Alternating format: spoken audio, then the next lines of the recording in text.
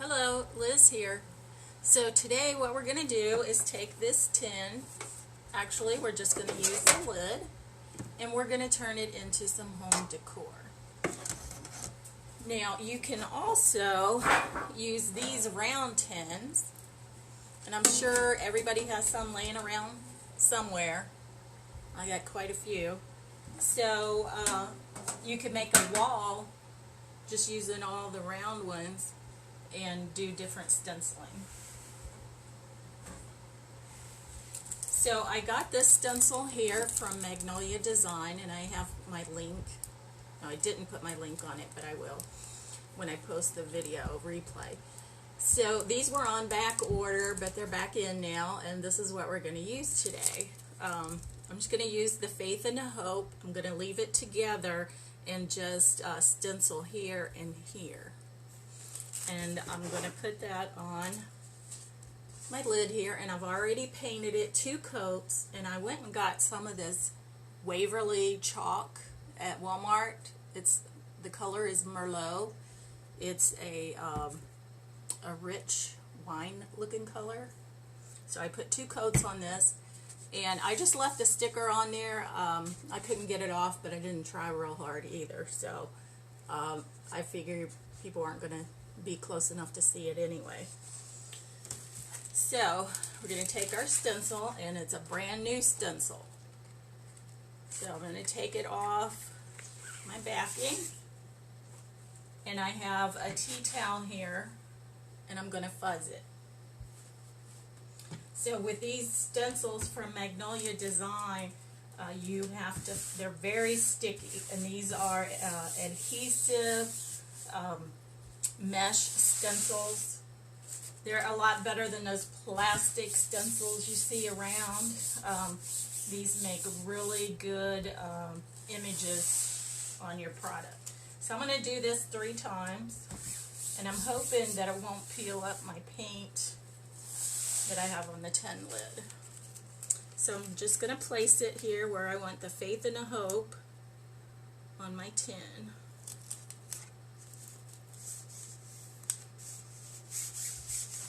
And when I go to stencil it, adding the chalk paste, I'm not going to do the lines here. I mean, you could if you wanted to, but I'm just going to do the Faith arrow here and a Hope arrow here. And I'm using chalk paste Sugar Plum. It's a bright pink. And it needs to be the consistency of yogurt. And you can see where it's dried on my lid. But I can scrape that off, put it in here, add some water, and stir it, and stir it, stir it, and we can use it, so we won't be wasting it. So I have my cut apart squeegee here. I'm using the bigger part of it. I've already cut a piece of it off, and I usually use that with the smaller stencils. So I'm just going to get some paste on my squeegee, and then I'm going to put it here on my stencil.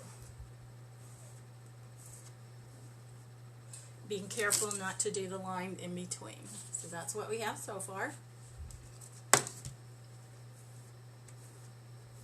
I couldn't wait to use this stencil. It had been on back order for, I don't know, a week or 2. And I got it on Monday, so I was happy to get it and be able to use it and share it with you guys. And like I said, I will put a link to where you can purchase this if you're interested.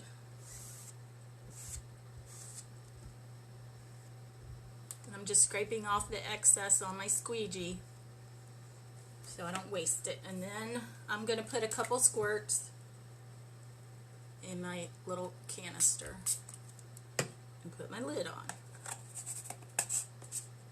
Now, as soon as you're done with your stencil, you need to take it off, and you need to wash it right away. I have a bucket over here of water because I can't get to the sink, but the chalk paste is easy to take off. You just, and when you pull your stencil off, you don't want to pull it at the corner. You can pull it at the corner to get it loose, but then you want to pull it because you can stretch it out of shape. So we're just pulling it off to the side here, and then I'm going to put it face down in my water. Now, isn't that lovely? I love it.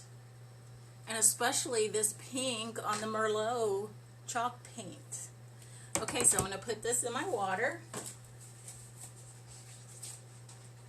And then after you wash off your stencils, you want to dry them with the adhesive side up.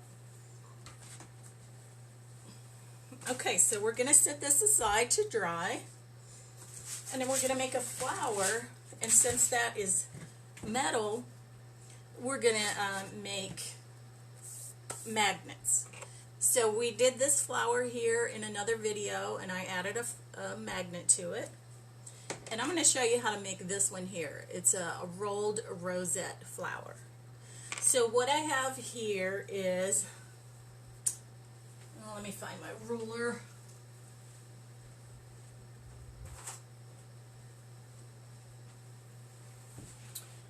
Is a little over an inch wide material, and it's between 42 and 44 inches long. We probably won't use that much of it, but we'll probably use up to about right here. But we can cut it off when we're done. So you need to start out with a piece of backing, and it could be paper. I'm using felt. You could do material, just whatever you have on hand, and I'm just going to cut out a square. And then the first thing you want to do is tie a knot at the end of your material.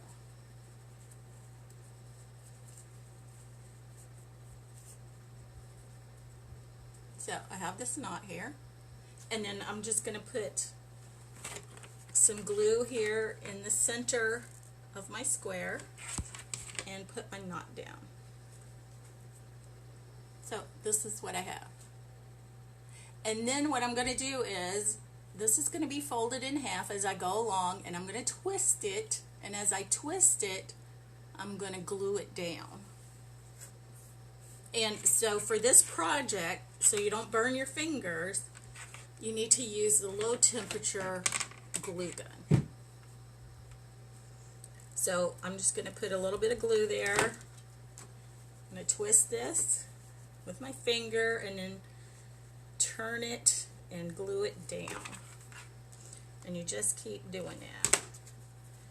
When I get this piece down, I'll show you. And sometimes when you're doing it and you're twisting it, it wants to twist the other way, and that's fine. You can go ahead and do that. But this is what it looks like so far.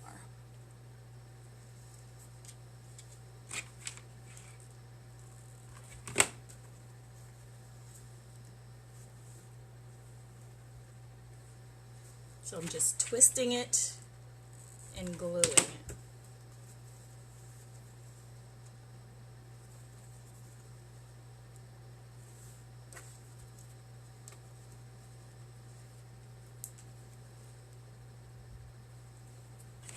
Okay.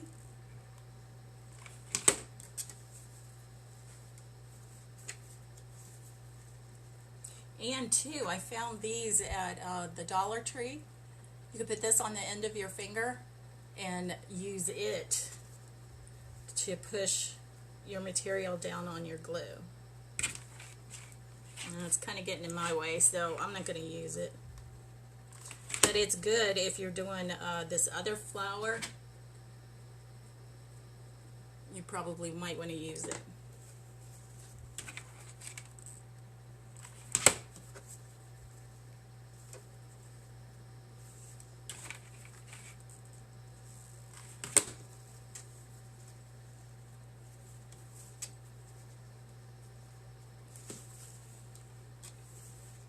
Okay, now my material is twisting this way, the opposite way of what I was doing.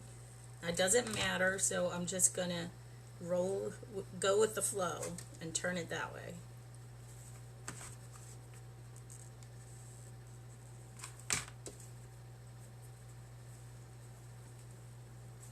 And really, it doesn't even matter if it's the wrong side or the right side. You might want to do more with the right side being out. It probably, you know, looks a little bit better.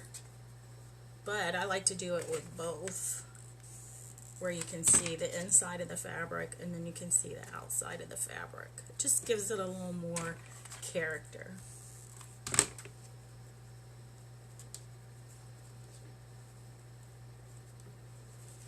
So this is what we have so far. And you can make it whatever size you want. So it kind of just depends too on the board that you're using or the tin lid that you're using and how much room you have. And if you want it to cover part of your words or your arrows or whatever you have on there, whatever stencil you're using.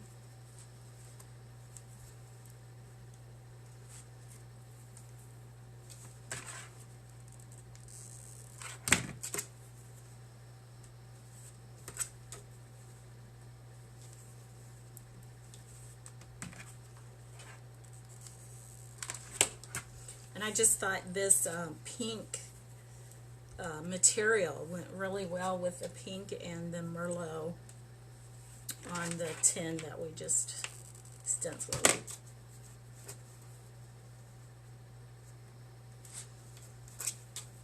I love bright colors.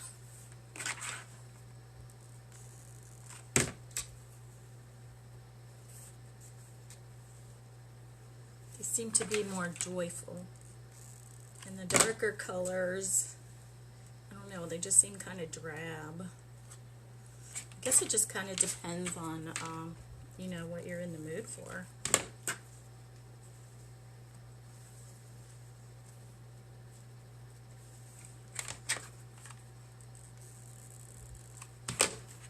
Okay, I think we're getting pretty close to the size that we want. And two, I'm kind of running out of space on my felt. So what I'm going to do is I'm going to cut this end off right here. And I'm going to leave a little bit of room so that I can put it to the back side. I'm going to go ahead and trim up my edges of my felt.